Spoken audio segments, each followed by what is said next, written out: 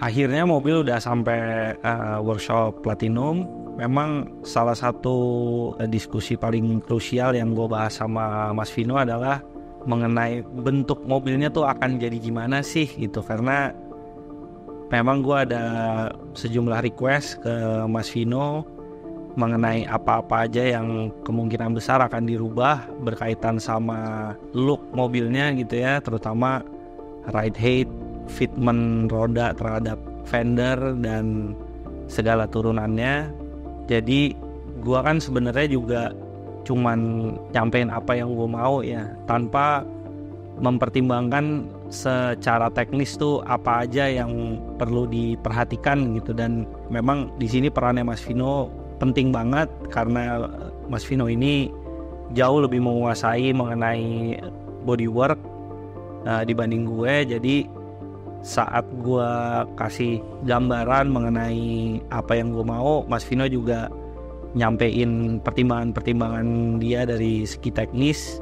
Dan memang Mas Vino dan tim Platinum tuh luar biasa ya, bener-bener mau menerjemahkan secara penuh tentang keinginan gue gitu.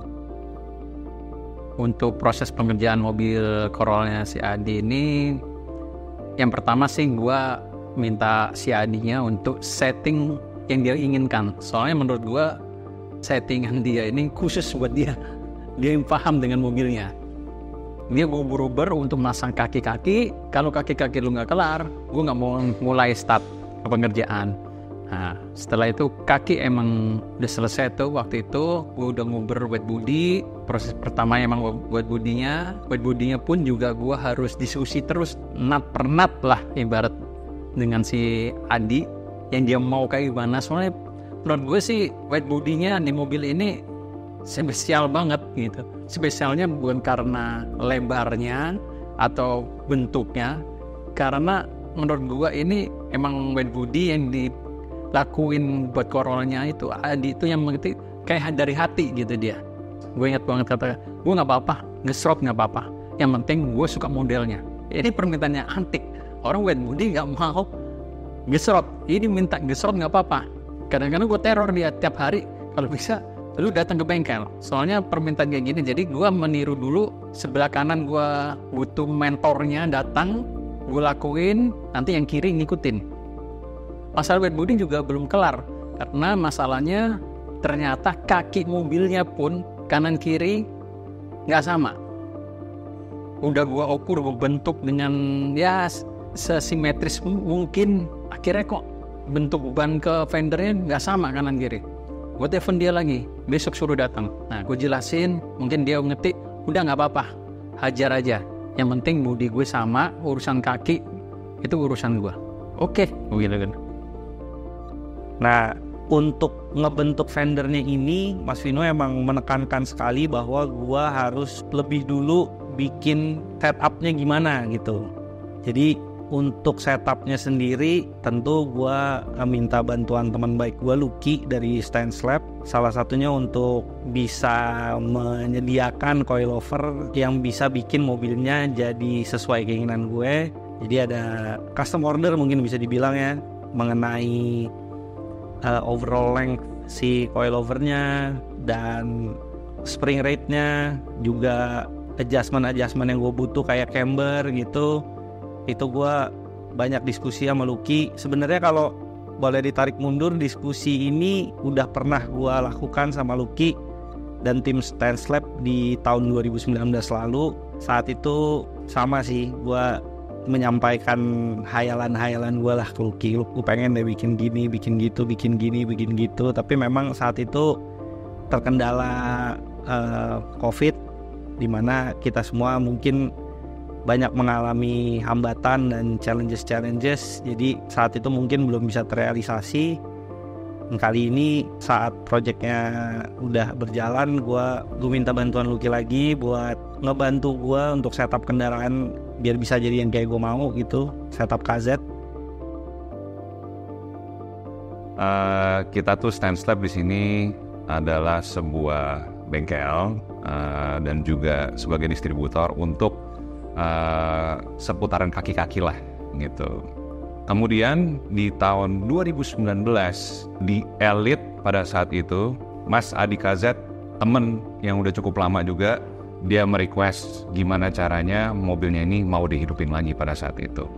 Sayangnya tahun 2020, 2021 kepentok sama COVID. Jadi proyek ini tuh nggak bisa jalan. Jadi mungkin pada saat itu impiannya dia tuh sedikit terganggu gitu ya. Ini gimana nih, ada COVID lagi, ada apa segala macam. Dan tahun lalu kita ada comeback lah. Kita bikin lagi booth. Terus udah gitu tiba-tiba ngobrol juga gimana caranya nih mobil ini bisa jalan lagi dengan fitment yang lebih ngepol dibanding sebelumnya. Kemarin juga udah ketemu sama Mas Vino, kita lihat mobilnya kondisinya gimana, kita ngelihat juga kaki-kakinya juga gimana. Gimana caranya mobil ini bisa dipakai jalan dan gak nyusahin.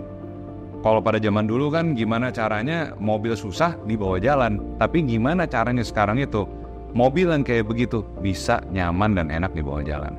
Jujur aja ya gue jawabnya dengan kepedean lah, kita cukup pede gimana caranya si suspensi ini bisa menyesuaikan kemauannya Dai. Gimana caranya si mobil ini tetap bisa di dalam travel dan suspension yang entah itu dari segi camber dan segala macam nggak gesrot, bisa jalan kemana-mana dengan fitment yang maksimal nih. Gimana sebuah AS92 Corolla yang dicintai sama semua orang pada masanya itu bisa masih melayani kita nih judulnya dan bisa ngebawa kita kemana-mana, termasuk Mas Adi KZ nih. Jadi fitment yang idealis menurut dia itu tadinya itu kesannya masih agak jauh, kita up to the challenge lah. Karena kita di sini di Stance Lab itu meskipun ISC adalah ISC coilover ya, ISC coilover adalah sebuah produk yang sudah jadi, tapi si shock breakernya ini kita ada banyak pilihan. Di sini kita menyediakan customization sesuai dengan keinginan si ownernya, terutama Mas Adi KZ. Gue maunya ceper banget dan masih bisa dipakai jalan, masih ada travelnya, bisa, kita bisa lakukan itu. Belum lagi nanti juga bisa kita sesuaikan dengan si spring rate-nya, pernya kita ganti. Kalau travelnya kebanyakan kita kerasin, kalau travelnya itu kurang mau dibanyakin kita empukin. Jadi semudah itu sih. Jadi challenge yang dia kasih itu bukan sebuah kesulitan buat kita. Yang penting dari Mas Vino-nya, dari sasisnya sendiri itu sudah sesuai, baik itu dari radiusnya, baik itu dari bagian over fendernya, dan bagian fitment utamanya, camber yang diinginkan itu seberapa, sama nanti handlingnya itu mau seperti apa, apakah mau dipakai ngebut, apakah enggak, gitulah kurang lebih. Nah gue juga penasaran karena yang dipikir itu cuman tinggal ngecat aja. Kemarin kita juga udah ngeliat bareng mobilnya. Oke nih, gimana kita langsung setting aja nih fitmentnya. Ternyata nggak bisa. Nah, ini ada beberapa kendala-kendala lagi yang akhirnya sampai mesti mengorbankan yang waktu sih ya. Yang kita lihat tuh waktu.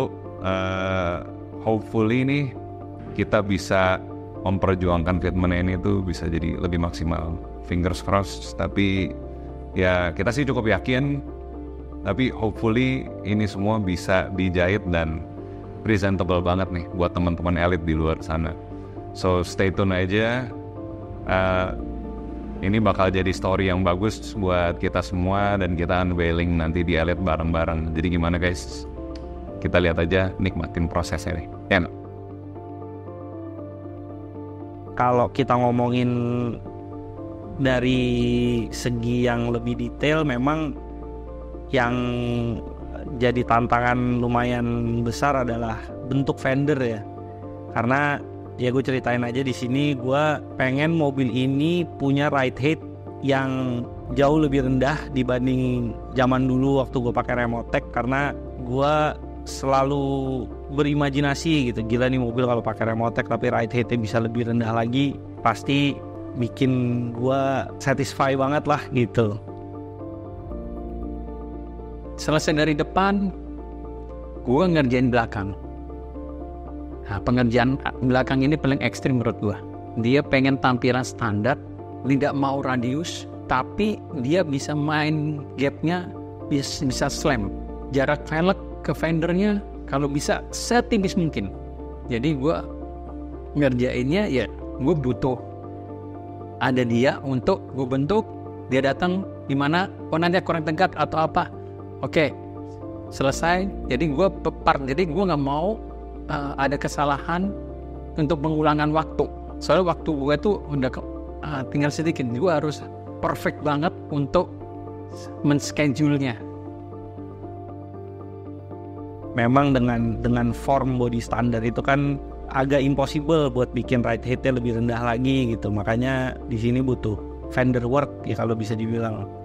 Nah, fender work ini emang paling gampang disebutnya kan wide body gitu ya. Tapi untuk bentuk wide body-nya sendiri gua ada sejumlah pertimbangan, kayak gua pengennya wheel arc-nya itu masih mengikuti wheel arc standar tapi dengan bentuk kuping fender yang lebih lebar buat mengakomodir si lebar velg dan ride height yang lebih rendah itu.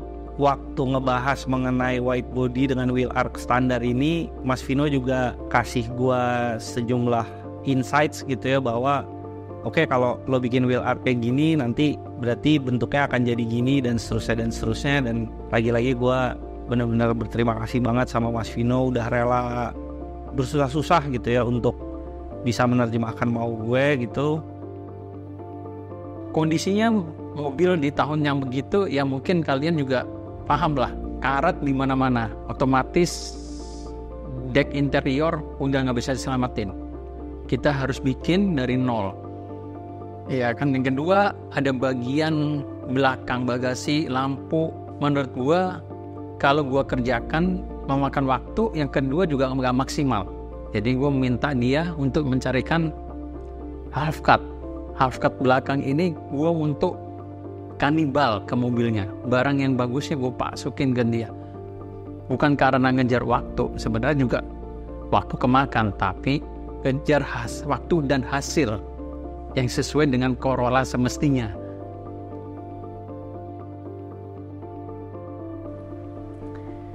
Nah, kalau kita beralih ke konteks perbaikan bodinya sendiri, yang dimana salah satu yang paling besar adalah karat ya, itu memang Mas Vino sendiri bilang, wah mobil lo kondisinya lumayan parah ya gitu. Di sisi belakang itu salah satu yang paling parah ada di pelipit karet bagasi. Kenapa bisa karatan itu juga itu murni kesalahan gue tuh. Dulu waktu gue seingat gue tuh waktu gue zaman kuliah ya, gue tuh pernah pasang TV mobil, yang dimana di saat itu kan antenanya itu bentuknya masih gede gitu, dipasang di bagasi. Nah, antena TV itu kan ada kabelnya itu gue lewatin ke baliknya karet bagasi, yang dimana di situ air akhirnya bisa lewat. Nah, di tempat kabel itu lewat udah mulai ada indikasi karat. Nah, di pikiran bodoh gua nih dulu ya, ternyata bodoh gitu, adalah kalau pelipit bagasi itu gua pakai sealer akuarium, itu akan menghentikan karatnya. Yang terjadi apa? Yang terjadi sebaliknya. Kenapa? Karena sealer akuarium itu sifatnya asam. Jadi saat sealer itu nempel ke bodi, justru dia bikin platnya tuh korosi gitu. Jadi kemarin itu pelipit karet bagasi itu bukan hanya karatan, tapi udah nggak ada, putus gara-gara karatnya gitu. Nah, untuk memperbaiki karat, ngebentuk plat lagi sesuai sama bentuk pelipitnya itu kan jadi tantangan tersendiri buat si tukang las dari tim Platinum. Nah, tantangan ini berpotensi bikin waktu kerjanya itu jadi panjang sekali. Jadi waktu itu setelah tukar pikiran sama Mas Vino memang bilang, "Di, kalau lo bisa dapetin panel-panel yang dibutuhkan yang di mobil lo karatan nih, kayaknya akan lebih mudah, lebih efisien, tapi lebih sempurna hasilnya gitu, dibanding si tukang las ini harus bikin from scratch gitu." Nah, dari hasil diskusi itu gue sama Mas Vino memutuskan untuk cari half cut belakang gitu. Untuk panel-panelnya gue ambil dan diaplikasi ke mobil gue. Akhirnya kemarin mobilnya mulai kebentuk. Gue juga kadang-kadang setiap kali ngelihat mobilnya lagi gitu ya, masih kadang-kadang nggak percaya gitu, gila akhirnya nih mobil bisa sampai stage ini ya gitu.